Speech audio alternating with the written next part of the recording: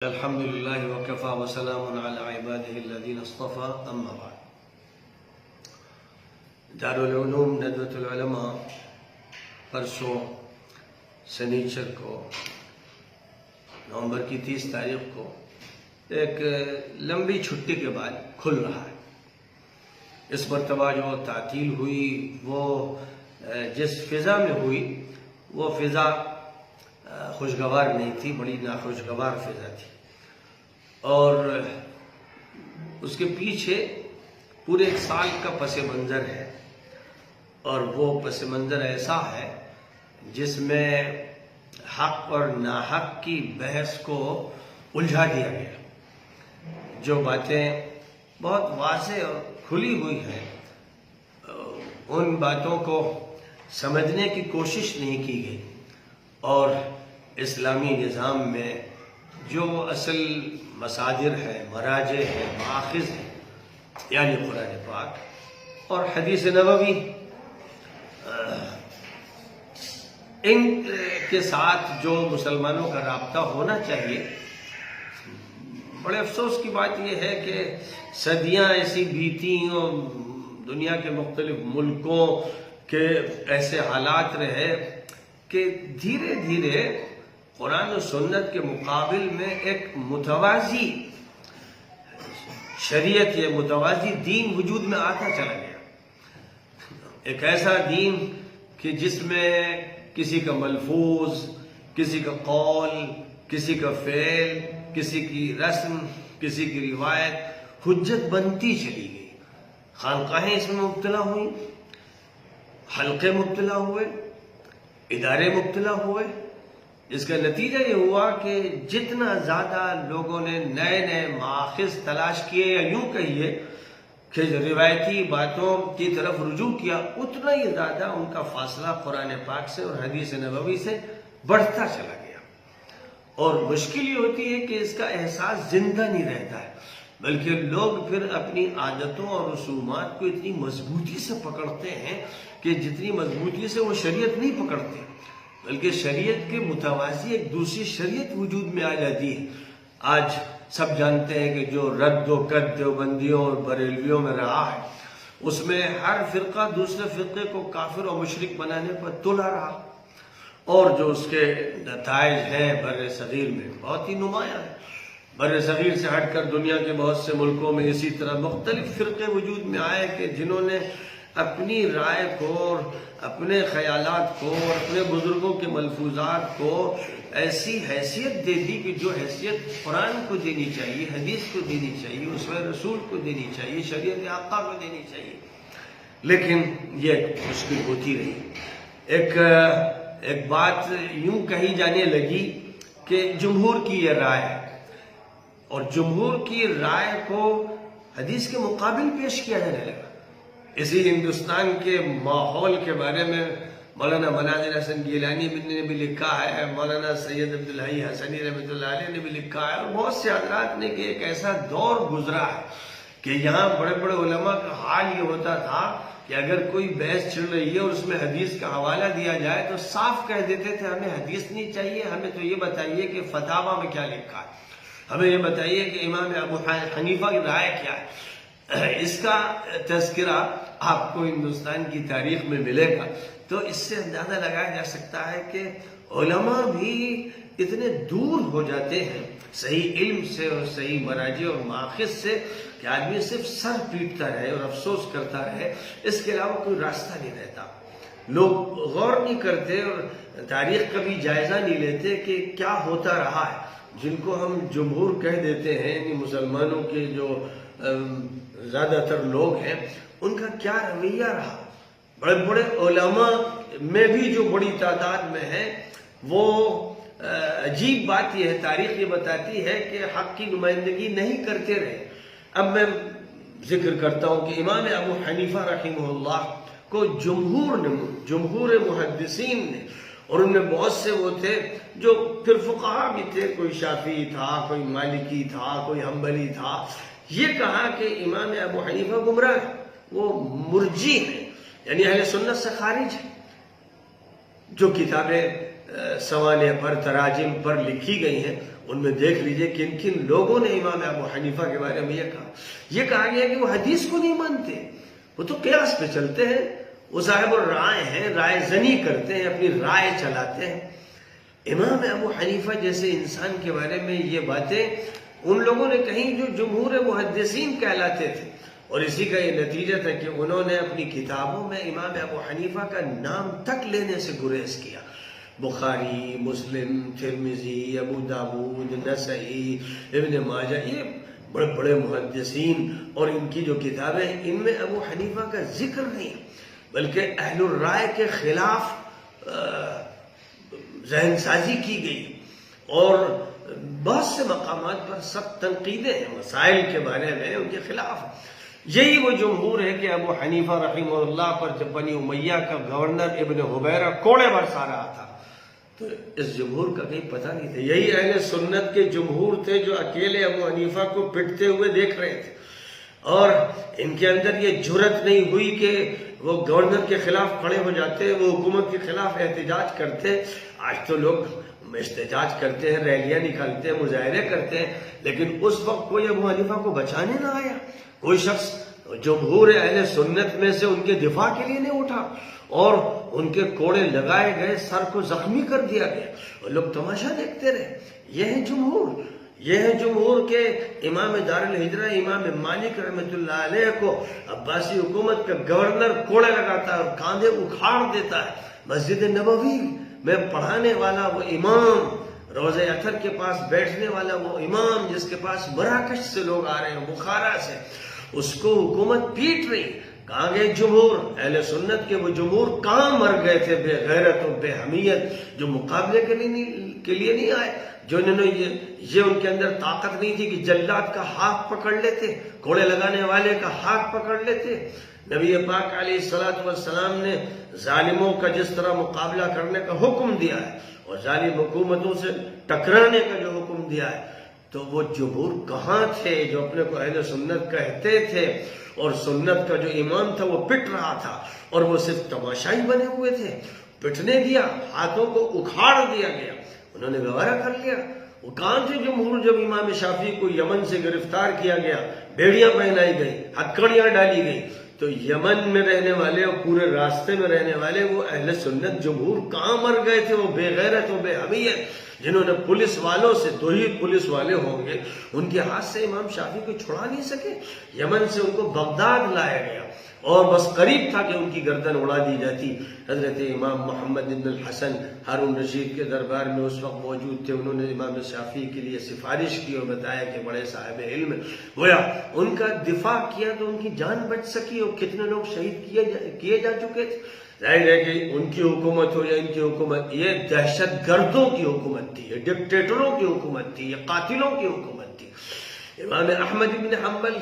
کا دفاع کرنے والے اہل سنت جمہور کہاں مر گئے تھے جب ان کو گرفتار کر کے جیل میں ڈالا گیا؟ تو لوگوں نے کیوں نہیں حکومت کے خلاف بغاوت کی، کیوں نہیں اٹھ کر کھڑے ہوئے، کیوں نہیں ان کا دفاع کیا؟ یہ جمہور کہاں مر گئے تھے جب احمد بن حنبل کو کوڑے مارے جا رہے تھے، ایسے کہ اگر ہاتھی کو بھی مارے جاتے تو وہ چنگھاڑ دیتا؟ کہاں چلے گئے تھے وہ؟ کہاں تھے جمہور اہل سنت؟ بلکہ افسوس کی بات ہے کہ انہی کو اہل سنت کہا گیا کہ جن کے پاس امام نسائی بڑھاپے کی عمر میں، جو امیر المومنین فی الحدیث کا مقام رکھتے تھے اور محدثین کے امام تھے، دمشق پہنچے اور فضائل علی پر تقریر کی، اور معاویہ کے بارے میں پوچھا گیا تو صاف کہہ دیا کہ ان کے بارے میں کوئی حدیث ثابت نہیں، ان کی فضیلت کے بارے میں کوئی حدیث نہیں۔ تو جو تقریر سننے بیٹھے تھے انہوں نے ان کو مارنا شروع کیا، ہاتھوں سے، پیروں سے، لاتوں سے، اتنا مارا اور اتنا شدت کے ساتھ ان کو زد و کوب کیا کہ وہ زخمی ہو گئے، ادھورے ہو گئے، اٹھا کر لے جایا گیا، پھر ان کی لاش تھی۔ یہ اہل سنت ہی تو تھے، یہ غنڈے، اوباش، منحوس، ملعون، خبیث، مجرم دمشق کے رہنے والے وہ تھے اہل سنت جنہوں نے امام نسائی کو اس طرح مارا مسجد میں ان کو اس طرح مارا کہ بعد مرے ہو گئے، انتقال ہو گیا ان کا، 303 ہجری میں ان کا انتقال ہوا، 4 صدی کا آغاز تھا۔ اور یہ وہی ہے، یہ وہی شام تھا جس کو ناصبیوں سے، یزیدیوں سے بھر دیا گیا تھا۔ یہی وہ ملک ہے، اور اس کے پھر دیگر اس سے متعلق دیگر ملکوں میں حضرت علی پر ممبر پر سب و شتم ہوتا تھا۔ ظاہر ہے کہ جس علاقے میں یہ ہوتا تھا اس علاقے میں بڑی ہمت تھی امام نسائی کی کہ حضرت علی کے فضائل بیان کرنے بیٹھ گئے، اور پھر اس کا جو نتیجہ تھا وہ ننبھگتا ہے۔ وہ کون تھے؟ کیا وہ ہندو تھے، یہودی تھے، عیسائی تھے، جینی تھے، بدھسٹ تھے، بی جے پی کے تھے؟ کون تھے وہ لوگ؟ وہی جن کو اہل سنت کہا جاتا ہے۔ وہ مجرم تھے، وہ خبیث مجرم، منحوس ملعون قسم کے لوگ جنہوں نے امام نسائی کو شہید کر دیا۔ اور آگے بڑھتے جائیے، جمہور امام ابو الحسن الاشعری کے ساتھ تھے، وہ حق پر تھے، لیکن جن مسائل میں ابو منصور ماتوریدی نے ان سے اختلاف کیا، ان مسائل میں ابو منصور حق پر تھے، اور پھر بہت سے اشاعرہ نے ان کے خلاف باتیں کی، لیکن اس میں کوئی شک نہیں ہے کہ بڑی تعداد میں یقیناً اشاعرہ تھے، لیکن جن مسائل میں ابو منصور ماتوریدی نے ان سے اختلاف کیا ان میں ابو منصور ہی برحق تھے۔ اور آگے بڑھتے چلے جائیے، جس وقت ابن تیمیہ نے بدعتیوں کے خلاف اور صوفیوں کے خلاف، جنہوں نے خانقاہوں میں بدعتوں کا بازار گرم کر رکھا تھا، خدا کی خدائی میں شریک کر رکھا تھا، وحدت الوجود کے عقیدے کا تماشا بنا رکھا تھا، جب وہ لکھ رہے تھے تو وہ حق پر تھے۔ اس وقت کے جو اہل سنت جمہور تھے وہ ابو حنیفہ، وہ ابن تیمیہ کے دشمن بنے، اور ابن تیمیہ کو جب تک انہوں نے حکومت سے شکایت کر کے جیل میں نہ ڈلوا دیا انہیں چین نہ آیا۔ یہ ہے وہ اہل سنت کے جمہور جو ہر دور میں یہ حرکت کرتے رہے۔ امام احمد ابن عبد الاحد سرہندی ہندوستان میں مجدد الفسانی اکیلے تھے جو اس وقت کے سرکاری درباری علماء اور ان کے چمچے اور چاپلوس قسم کے مولوی جو صدر الصدور تھے، مفتی اعظم تھے، اور بڑے بڑے ان کے القاب تھے، جب وہ علماء مجرمانہ کردار اکبر کے ساتھ ادا کر رہے تھے یا حکومت کے ماتحت تھے، زبانوں پر تالے پڑے تھے، تو وہ مجدد الفسانی تھا جو بول رہا تھا، جس کا قلم حقیقت کو بیان کر رہا تھا۔ وہ اس وقت اکیلا تھا۔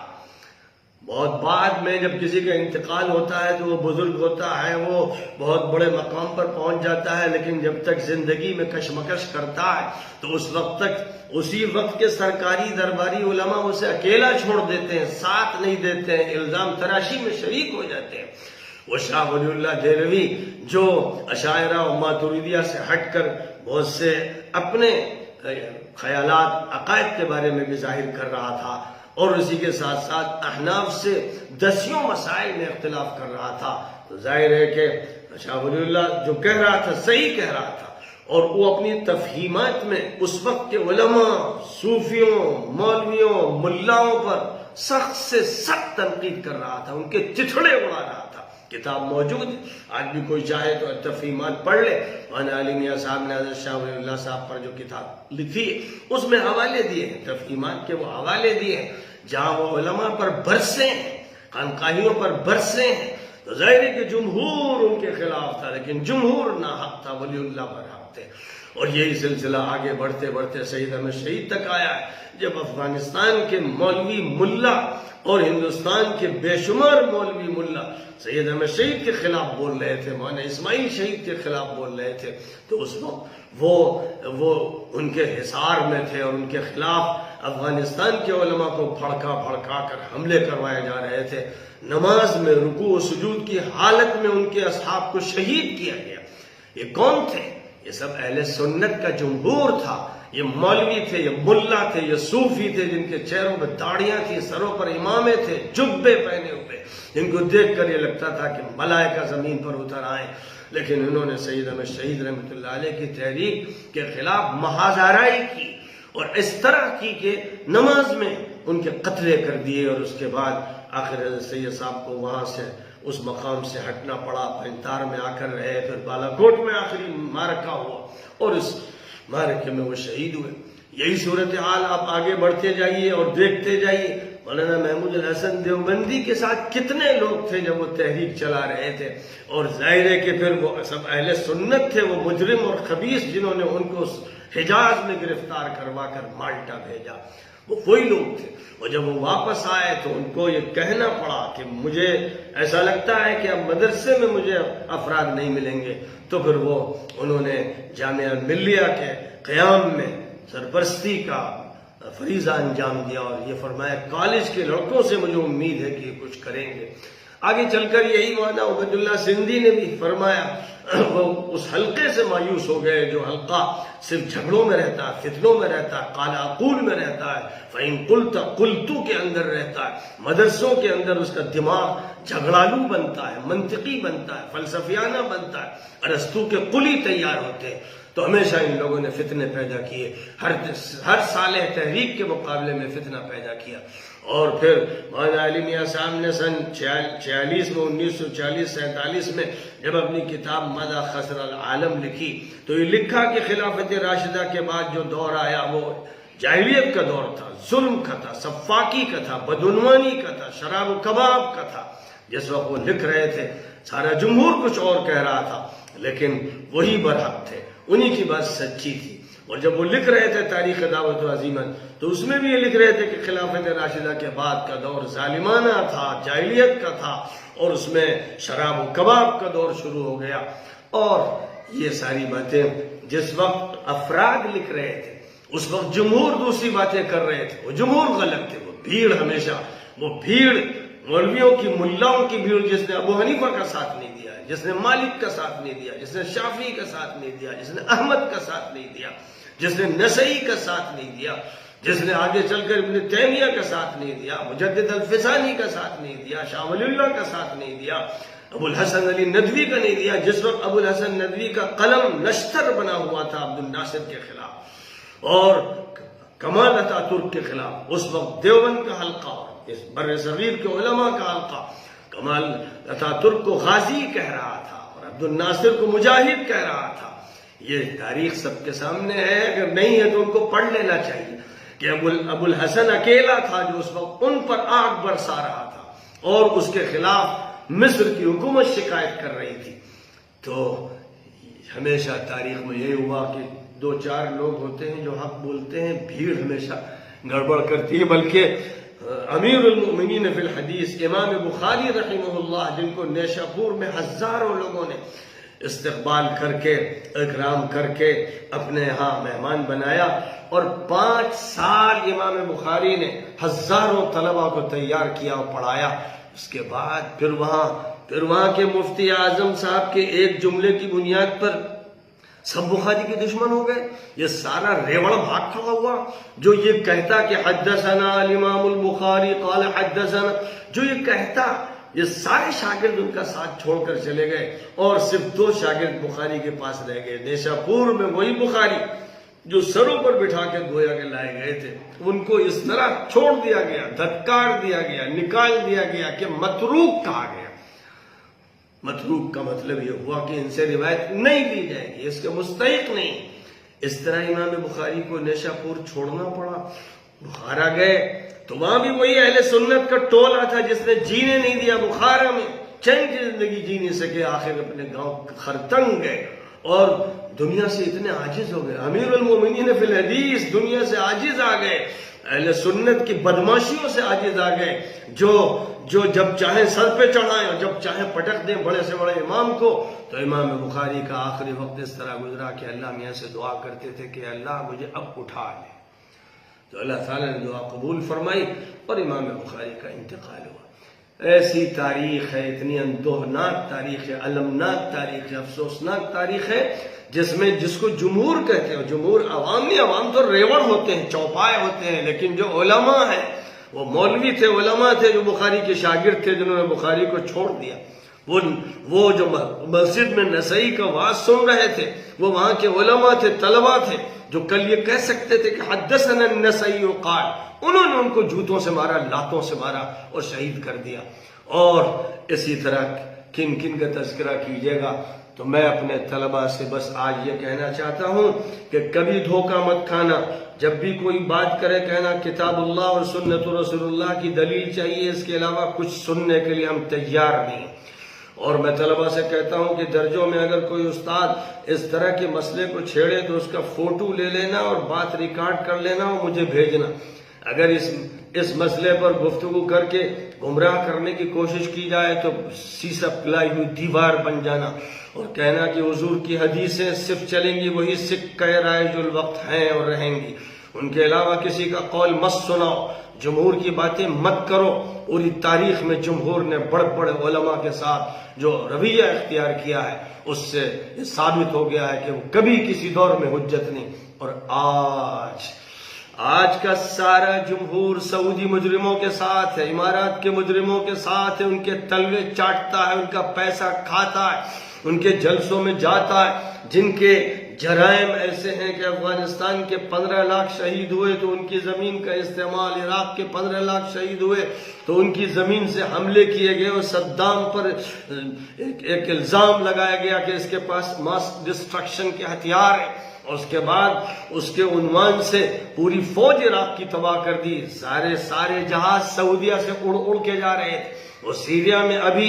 12 لاکھ انسانوں کو شہید کیا گیا، 65 ملکوں کا الائنس جدے میں قائم ہوا تھا امریکہ کی قیادت میں، اور اس کے بعد سیریا کے محلوں کے محلے ختم کر دیے گئے، ملبے میں تبدیل کر دیے گئے۔ مصر میں 10,000 انسانوں کو تو پہلے ہی دن شہید کر دیا گیا تھا، جو رمضان بھر روزے بھی رکھتے رہے، تلاوت کرتے رہے، اللہ کے ذکر میں رہے، ان کو بھون دیا گیا۔ اور پھر مرسی کی حکومت کو ہٹانے میں اس کا جو کردار ہے سب کو معلوم۔ اور جزیرۃ العرب میں اب اس کی کوشش ہے کہ بتوں سے پھر اس کو آباد کیا جائے، اور صہیونیوں سے، صلیبیوں سے آباد کیا جائے، اور سینما گھروں سے اور عیاشی کے اڈوں سے آباد کیا جائے۔ ذرا پوچھئے جمہور سے، یہ جو آپ کا جمہور ہے، علماء کا جمہور، صوفیاء کا جمہور، ملاؤں کا جمہور، قاضیوں اور مفتیوں کا جمہور، ان کے منہ میں حق نہیں ہے؟ یہ آپ کی زبان بھول گئے ہیں؟ من جاہدہم بیدہ فہو مومن، ومن جاہدہم بلسانہ فہو مومن، ومن جاہدہم بقلبہ فہو مومن، ولیس وراء ذلک حبۃ خردل من ایمان۔ یاد نہیں رہ گیا ان کو؟ کلمۃ حق عند سلطان جائر، یہ سبق بھلا دیا انہوں نے۔ یہ صرف تملق جانتے ہیں، چاپلوسی جانتے ہیں، اور جوتیاں سیدھی کر کے کچھ ٹکے، کچھ پیسے، کچھ چھچڑے چاہتے ہیں۔ یہ ہے وہ صورتحال، یہ جمہور ہے اہل سنت کے، وہ جمہور ہیں سعودیہ والے، اہل سنت کے جمہور ہیں جنہوں نے 12 لاکھ سیریا میں شہید کروایا، 15 لاکھ عراق میں، 15 لاکھ افغانستان میں، اور 20,000 مصر میں، اور دنیا کے ملکوں میں، یمن میں 1 لاکھ انسان تقریباً مار دیے ہوں گے، زخمی کر دیے ہوں گے۔ یہ ہیں جمہور۔ اس میں ظاہر ہے کہ مفتی بھی ہیں، ان میں بڑے بڑے علماء بھی ہیں۔ جس وقت چاہیے دیکھ لیجئے سعودیہ کے بڑے بڑے حالوں میں اور قصروں میں اور محلوں میں بیٹھنے والے وہ علماء جن کے چہروں میں داڑیاں ہیں، سر پر رومال ہیں، اور جو اقال پہنے ہوئے بیٹھے ہیں، اور یہ لگتا ہے کہ یہ بڑی نورانی جماعت ہے۔ ان کے دل سیاہ ہیں، ان کے کرتوت نہایت ہی ناپاک ہیں، وہ ظالم حکمرانوں کے ساتھ ہیں، اور جو 60,000 لوگ جیلوں میں ہیں وہ ہیں برحق علماء ہیں، وہ طلباء ہیں، وہ ملک کی اصلاح چاہنے والے لوگ ہیں۔ ان کے بارے میں بر صغیر کے علماء اگر خاموش ہیں اور ان کی تعریف کرنے میں تو چاہتے ہیں کہ سبقت کریں، اور ان کی جو مذمت واجب ہے، ان پر فرض ہے، اس سے جی چراتے ہیں، تو یاد رکھنا طلباء، یہ وہ جمہور ہیں جنہوں نے ہمیشہ جرائم کا ساتھ دیا، یہ وہ جمہور ہیں جو ہمیشہ حکام کے ساتھ رہے، یہ سرکاری درباری علماء ہیں، یہ ان کے چیلے چاپڑ ہیں، ان سے کبھی متاثر مت ہونا، حق بات کہنا، حق بولنا، اور یہ اس کی نگرانی رکھنا کہ جو بھی استاد نہ پڑھائے اس کی شکایت کرو، جو ناغہ کرے اس کی شکایت کرو، اور ان کی بنیادی چیزوں کو ریکارڈ کرنا، ان کا فوٹو بھی لے لینا اور ریکارڈ کرنا کہ کون کیا بول رہا ہے، کیا کہہ رہا ہے۔ ان مسئلوں کو اگر وہ اٹھا رہا ہے اور چھیڑ چھاڑ کر رہا ہے تو پھر اس کو یہ سمجھا دینا کہ یہ چیز چلنے والی نہیں ہے، یہ سکہ کھوٹا ہو چکا ہے، حقیقتیں کھل کر سامنے آ چکی ہیں، اس لیے جو حقیقت ہے قرآن میں اور حدیث میں، اس کے علاوہ ہم کسی کی نہیں مانیں گے۔